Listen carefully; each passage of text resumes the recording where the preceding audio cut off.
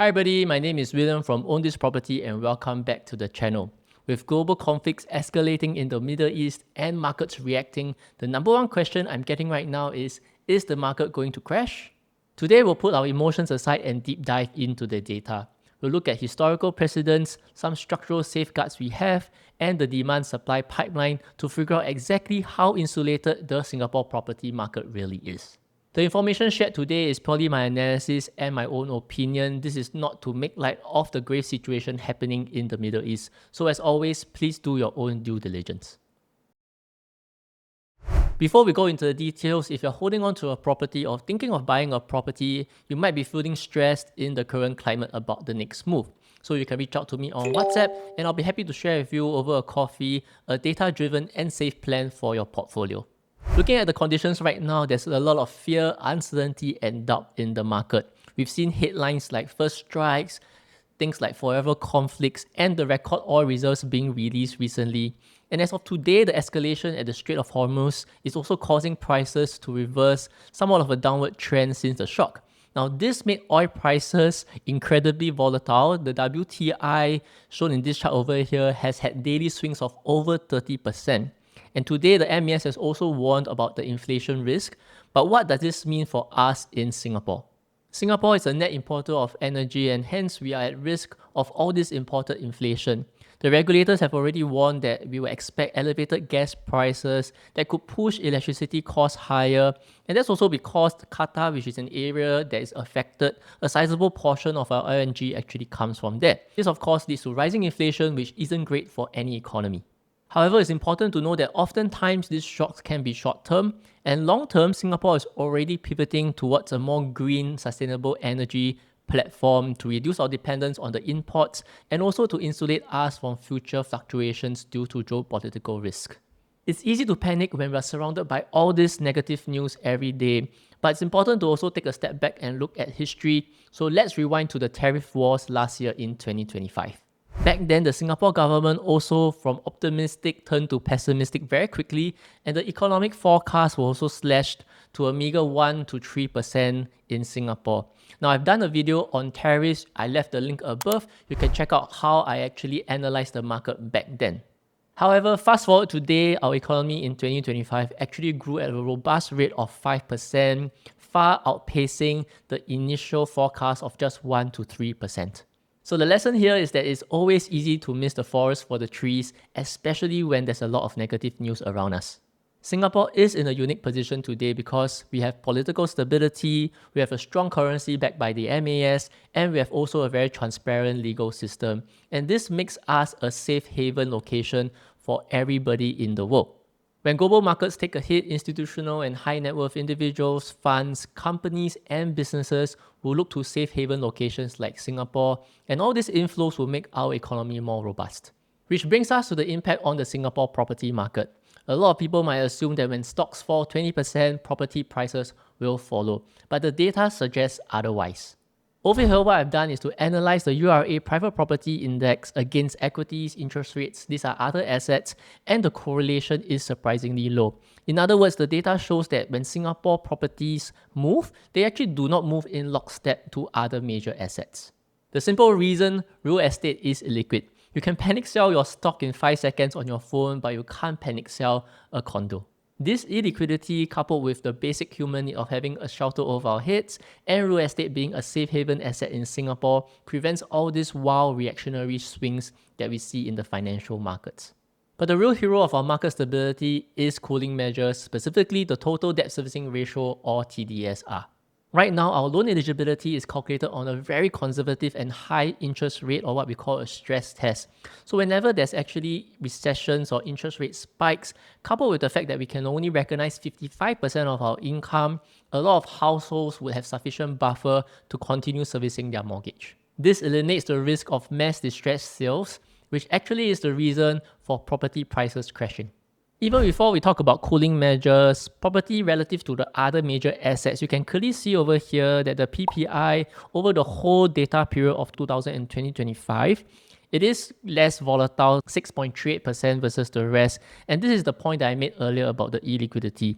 And now if we implement cooling measures into the analysis, you can see that price volatility before TDSR was 8.4%. This is the red section in the chart on the left. You can see that people were over leveraging. So when there's a crisis like 2008, the global financial crisis, you can see huge swings in the changes in the PPI, swings of over 20%. But fast forward to today, and in the green section in the chart, this is after 2013 when TDSR was implemented. You can see that the PPI, the volatility has fallen to 3.13%, and is also significantly lower and less volatile than the other assets. In fact, after TDSR, I think the whole environment in the world is also less volatile, but the PPI volatility actually more than halved versus the rest of the other key indices that I use over here. They are nowhere near less than half. And this is the fundamental reason of the Singapore property market resilience. You can see in the chart that back in the early 2000s, there's very little difference between the purple line, which is currency and deposits, and the green line, which is mortgage loans, which means that if, let's say, there's a shock in the market, right, a lot of people, their currency and deposits might not even be sufficient to meet their mortgage payments. But since the introduction of all these different cooling measures, it has resulted in a massive multi-billion-dollar buffer between the two. Simply put, Singaporeans are cash rich. They have a lot of holding power, and we are not heavily leveraged like the past. Understanding your own holding power is crucial right now. If you'd like to stress test your property portfolio and see where you stand financially, you can reach out to me on WhatsApp. I'll be happy to run through the numbers with you to see whether you should hold tight right now, or there might be some good and safe opportunities that you can take. And I always say that it's very important to understand the fundamentals right now, because this is the key thing that would drive prices in the long run. So long-term supply over here of new homes, you can see that in the last few periods, we are entering a period whereby supply is actually pretty stable. Since 2000, the market ramped up supply, but since then, they have also smartly calibrated it. So there aren't any huge spikes in new homes right now. The demand side, the core engine of the private property market is actually our HDB upgraders. So starting in 2026, you can see that we have a massive influx of HDB flats reaching their MOP. Now, many of these owners, they are sitting on significant paper gains. They have the ability to cash out and buy a private property. By the way, if your HDB just reached MOP or it's coming in a few months' time, I think it's very important to start planning now. So you can reach out to me on WhatsApp for a one-on-one consultation. Let's map out a strategy and plan for you before the market gets flooded. Lastly, another key driver of demand is population, and Singapore's population has been growing at a steady pace. If you take a look at the chart over here, maybe back in 2012, a few years, the trend was pretty flat. And then back in 2018, it actually also declined to 2020. But since then, we have been and will continue to be on a long-term upward trajectory. If you combine all these things together, in the long run, we have population growth on an upward trend.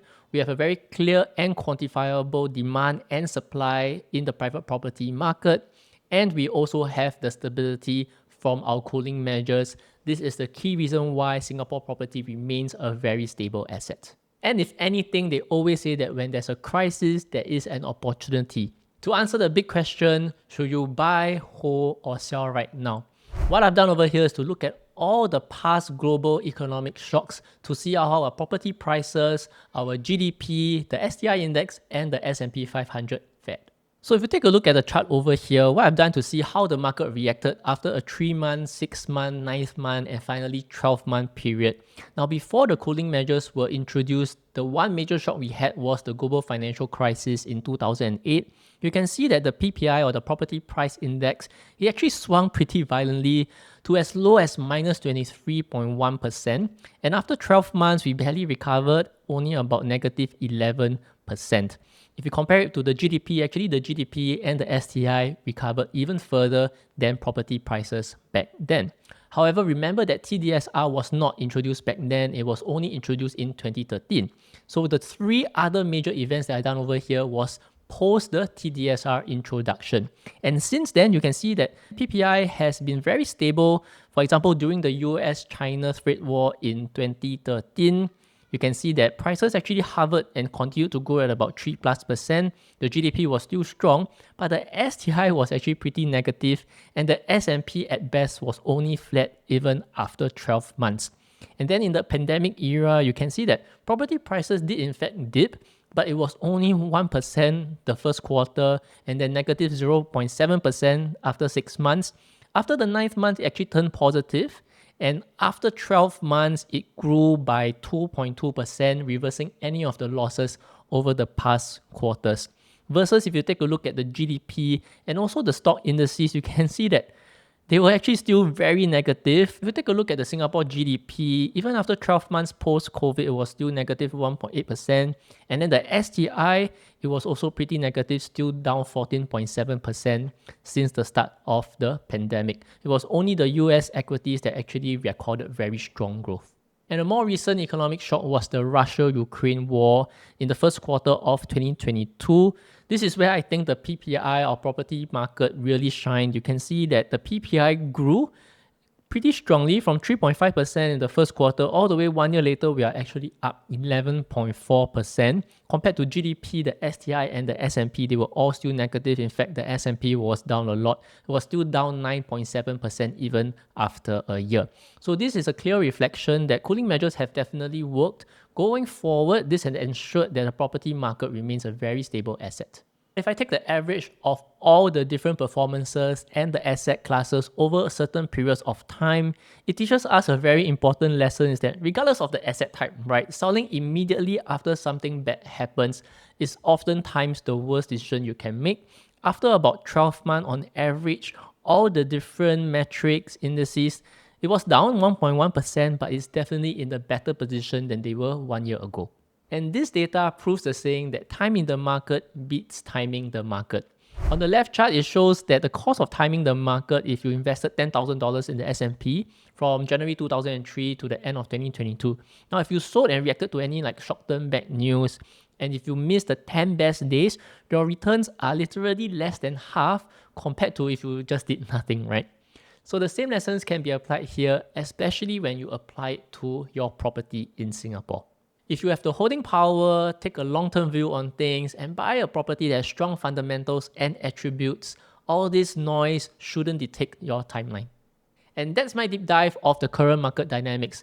I'm very curious what you're doing right now. Are you holding on to cash? Are you looking to deploy your capital into some opportunities? Let's discuss in the comments down below. If you found this analysis useful but don't really know how it will actually apply to your specific situation, do reach out to me on WhatsApp. If you think we are a good fit together, I'll be happy to advise you. Or if you're already ready to buy the market, but don't forget that there are also bad properties out there. So what I've done is the ultimate guide to new launches, where I rank all the upcoming pipeline in 2026. You can fill up the Google form link below and I'll be happy to send it to you. Don't forget to like the video, subscribe to the channel, and I'll see you in the next video.